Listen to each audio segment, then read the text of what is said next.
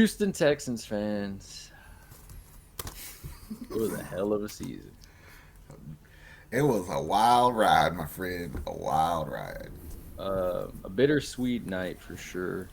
Um, you never want to see the season end, but it was a hell of a season nonetheless. We went a lot further than we. It's all love, bro. Like Yeah, there's plenty of things to critique. I get it, but we overachieved for the season. You know what I mean? We lost. Our season started and ended in Baltimore. It's just the way it was. You know what I mean? They earned the win. We didn't give it to them. We fought as long as we could. We said it in the other video. We're gonna go have to try to win a dogfight with a dog who likes to fight. And for half the game, we did. And they got sick of our shit. And you can't. I mean, it just is what it is. That's a championship caliber team. They did what they had to do to get the W. I mean, looking at you said it perfectly. You start in Baltimore, it ended in Baltimore. It's like Cinderella. At some Mm-hmm. point, the chariot would turn back into a pumpkin, and it happens. We knew this team was a rebuild team. That's what we called it. Now they massively overachieved. Players came to play for their head coach. Players came to play for CJ. Players came to play for themselves. And this is what we had. We had this end of a season where fans. There's not too many fans that are really holding their head down, and there's a lot of fans that are. I mean, even DeMeco said it. The players, keep your head up. You played a hell of a season. You went out there, you changed. He said you changed the culture of this organization. You changed what the way people see the Houston Texans. I told you earlier we were watching it. You can hang the helmet, but don't hang your head. You have nothing to be ashamed of. Yep. Absolutely nothing. I'm a devout Texans fan. I know you love the Texans as much as anybody else. So like, I win, lose, or draw, I was proud of you because like you fought to the as long as you could with all you had. You know what I Yeah. mean? So like earlier when we were like the narrative that people were saying we got out coached, we got outplayed. I was like, that's bullshit. That's absolutely not the case. What did I tell you earlier? It's like, what's that saying? Act like you've been there before. We tried. We absolutely tried to act like we belong there. And I'm not saying we don't, but like that team was primed for a playoff run. We're the up and coming young guys. I mean, we just kind of beat ourselves a little bit with penalties. Yeah. What It's do you do? you see it in sports a lot. The young teams, you make those mental errors. Astros when they play Kansas City, mental errors defeated the team. We were riding the high wave, and we were like, Mm-hmm. okay, it wasn't our year, but it's a great foundation to build on. And D'Amico told the media that he was like, you built a foundation now. He goes, and that's what we wanted. That's really all we wanted this season. We were asking, hey, for hopefully a winning season, culture change, great plays. Just we were like, CJ, just go out there and just do really good, bro. Like just that. Now you have people talking about superstar, top five quarterback. That's why Like, it's ridiculous to me because like recency bias, they look at this Baltimore game from today and they're like, oh, well, maybe he's not that good or he sucks or CJ's to blame. He's still the passing leader in the game, for one. Um, they blitzed about as much as we did, and to some extent, you have to consider that a sign of respect because they're scared of what the kid can do with his arm. You know what I mean? And then, like if you look at the season in totality, when we drafted CJ, I remember the narrative being like, oh, we're running a San Francisco offense. Are you okay with CJ being like Brock Purdy? You know what I mean? Like months ago in April, we were okay with having a Brock Purdy. Now we have a top five fucking quarterback in the league, people. So I get it. He couldn't win us the game today by himself, but maybe next time he will. I'd like to find out with him. You know what I mean? yeah, Like the dude's legit. He's legit. like reading all over the social medias, other fan bases going to Texans posts and being paying their respects. Ravens fans today were doing it. They were like, "Hey, I'm glad we won. Good game, but y'all's quarterback over there is legit." Like, and it was just like that's a sign of respect for them. And we said it. We're not gonna, applaud you for how you played. There was a lot of mistakes on the team today, and Mm-hmm. it's a learning curve. It is a massive learning curve. And he kind of told the media that he was like they were asking him about next year and all that, and what he told him, he goes, the foundation and standard has now been established. Now it's just time to keep building. And then he stopped and he goes, but I'm gonna enjoy my off season. He goes, because I am exhausted. He goes, this has been the longest part of my life ever. And it's like, yeah, you're a first round pick. You're a space of a franchise. You become superstardom. People want to talk to you. You have interviews, I'm sure. You have team. And like you said, he goes, I had to earn those people's respect in that locker room. And it was beautiful. He was like, I just hope that anybody that's not on this team next year, he goes, can look back and be like, I learned stuff from CJ. I was happy to play with CJ. Like everything he made was about his team, about his faith, and just about, he never puts himself first. And Like I don't want to put him first now. Like being the resident know-it-all when it comes to Texans defense, or at least that's what I consider myself. yeah, Like I hope like people who really give a shit about Texans football can appreciate how good our defense played today, and for a majority of the season. You know what I'm saying? Like Lamar went to the tunnel at halftime about as pissed off as I've ever seen him. Like he yeah, was frustrated. He didn't know what to do.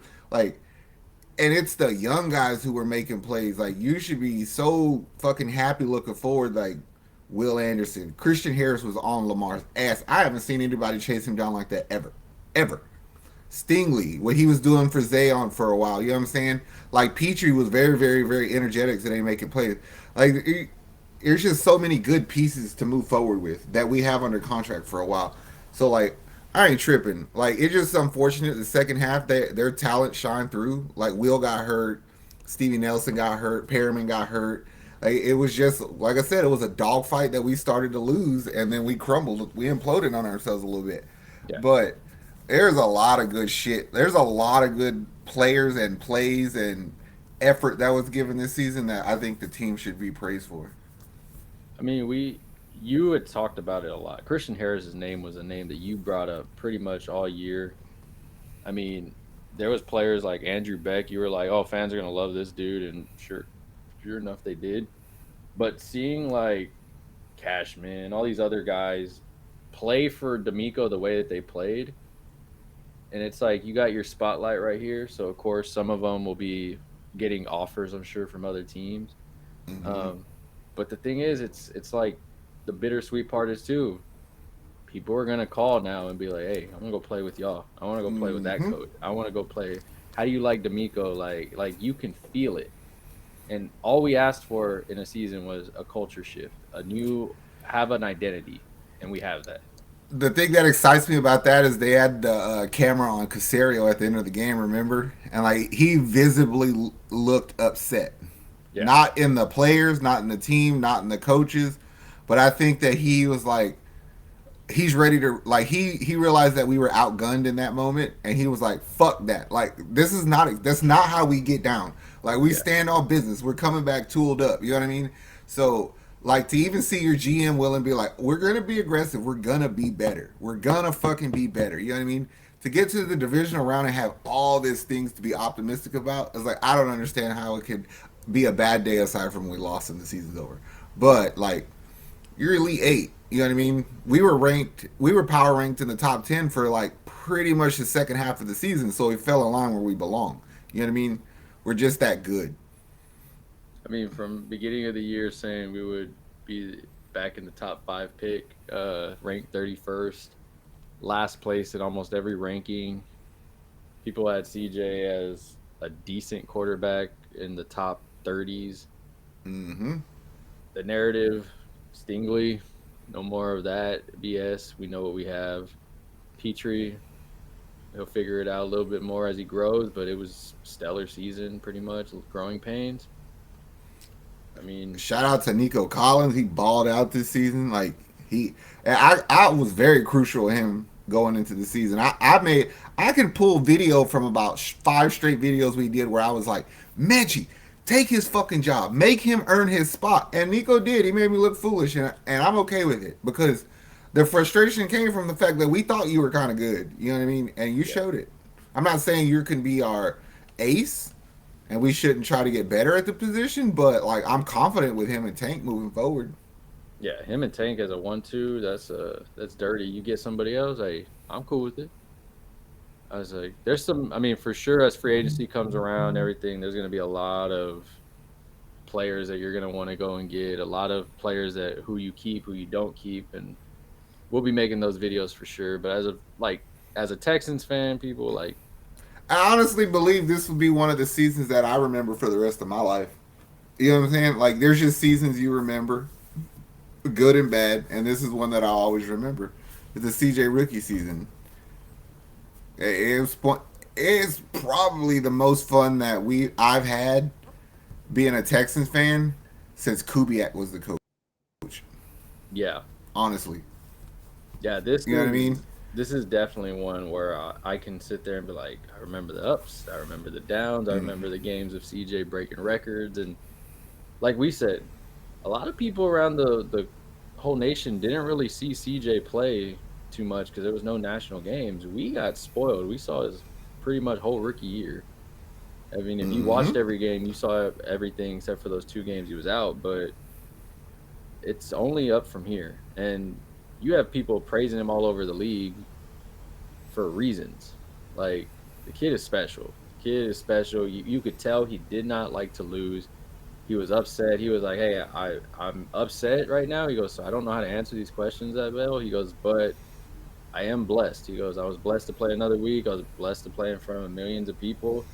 He goes, "And all that goes to God on thanking for that." He goes, "Can't be mad at the opportunities that I keep getting blessed with." And then he gave praise to I hope to God that Bobby Slowick looks at today's game and is like, I'm not done here. Like, we can do better. Like, there's something good to happen from here if I stay here. So I hope that he stays here and doesn't jump ship just quite yet. yeah. It feel and DeMeco, he left the door open. He said, he goes, Yeah. there may be players, there may be coaches that aren't here next year. He goes, we adapt, we figure it out. He goes, and that's just the thing we do. He goes, but he goes, we're gonna look at how to get better. He goes, but I'm gonna let the guys and you know not tip their hats down, but or their heads down, but you know we're gonna learn from this. He goes tomorrow we're watching film, and he said we're gonna look and see what we did wrong. He goes, but after that they can enjoy their off season. He goes, it's been a long season for all of them. I'm proud of you, fellas. So proud of you. Yeah, that was a fun season. It was didn't end the Been a way minute since we could wear Texans gear with pride, and you can do it again. I said. You won the division. All of them hate you. Majority of the fan bases are crowning you the best team in Texas, deservingly. That's the hilarious part. But get you you got to come back Yeah. like just as hungry because I don't care what people say. Our division ain't bad. No, our division is they got made fun of, but Trevor Lawrence, Anthony Richardson, I give Will Levis, he can at least do some shit. Um, and then CJ, that's gonna be a fun division. All those teams are gonna try to lock and load to come back at Mm-hmm. us. It reminds me a little bit of the Astros division when when everybody tried to start loading up and stuff Mm-hmm. a little bit, and I was like, all right, this is fun. Now we got 74 mil. Get to play with some stuff. You get to play with some money. I mean, I think it's important to identify who you want back and who you Yeah, don't. But then also, like we always say when we do baseball videos, like it's a business. If it's about money for the player, and you don't reach for a Dalton, don't reach for a Stevie Nelson. You know what I mean? Especially Nelson, I'd love for him to come back, but like I can't overpay for you. yeah, and that's the thing. I think that's the beautiful part of it that I'm thinking of is defensive players will may take a little pay cut to come play for DeMeco. So what I'm thinking is like I think that because of the energy and the buzz that this team was able to create, like I have never seen a Texans team rally around each other Yeah, like this one ever.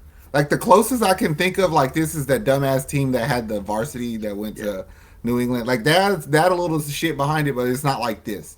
Um, this was different. So I mean, I think there should be a conversation to be had like some of these other players may be taking lesser money in the sense like Titus, like, all right, you got a big signing bonus. What's up on coming down on them annual years? Tunsil, same for you. You know what I mean? So like, if people are willing to restructure. get down for the team, restructure their shit like a lot of people do, then I think that would benefit us even more because, like, I think that there should be a player's heart to heart, like, hey, who's down for the what's on the front of this jersey and not what's on the back, you know what I mean? And then let's see what's up. And I think CJ and DeMeco left some subliminals in there because CJ was like, we're a team, and if you're about what we're going forward with, then cool. If you're not, wish you the best on whatever it is.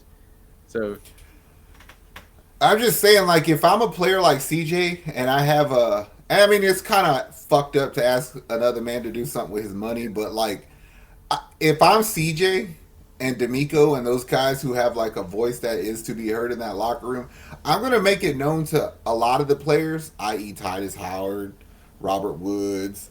Like, I have an issue with I don't want to lose Dalton Schultz because you're overpaid doing nothing. You know what I'm saying? Yeah. As crucial as Dalton was for CJ this year, I would stick up for him. That's just me. Same for Stevie Nelson. It's like the dude didn't miss time when Stingley was hurt. Stevie, he fucking was locking up the best. Yeah. So, like, there's certain guys on this team I would like to see be fought for. That's kind of the point I'm trying to make. Yeah, Jonathan Grenard is one. He spoke and he was like, I really want to come back here. He goes, but I know it's a business, so we'll figure it out later on if money works out.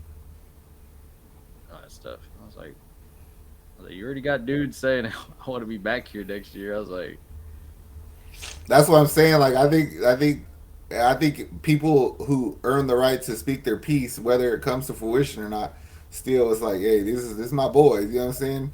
So I'm still proud. I mean, I'm excited moving forward to see what we have. Don't try to accelerate the process and do nothing retarded. You know what I mean? But let's go get Mike. I trust what we have in the front office at this point. And the next time we see our Texans play, I believe we're going to be in some new jerseys, probably some baby blue action going on. The Houston Blue, I'm pretty sure sometime this week they'll be dropping the announcement now. They were waiting for the season to end. It probably will be after Super Bowl or something, before draft or something. But, I mean, we have a lot to look for. We got draft coming up, free agency coming up, which, as we know, those are boom, boom, right behind each other. And this is the first year we don't have questions of if we need a quarterback. It's for like, real. What else do we need? And it's going to be fun.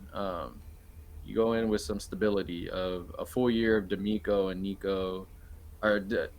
DeMeco and Nick Casario working together. You can then put CJ on some stuff, Will on some stuff, I'm sure. There you go. That's why anybody watching this in the comments, put the thing that you're most excited about moving forward, and any cool shit y'all got, we'll put it on the next Texas video we do. All right, Houston, stay warm. Keep your head up. It was a fun season. Amazing season. We got Rockets, and then moving on to Astros. It all happens fast. But stay safe. If you got any questions, comments, drop them below. Check out the videos on the top and the playlist. We're out of here, Houston. Later. How much I'm working for this? I swear my dreams are too important.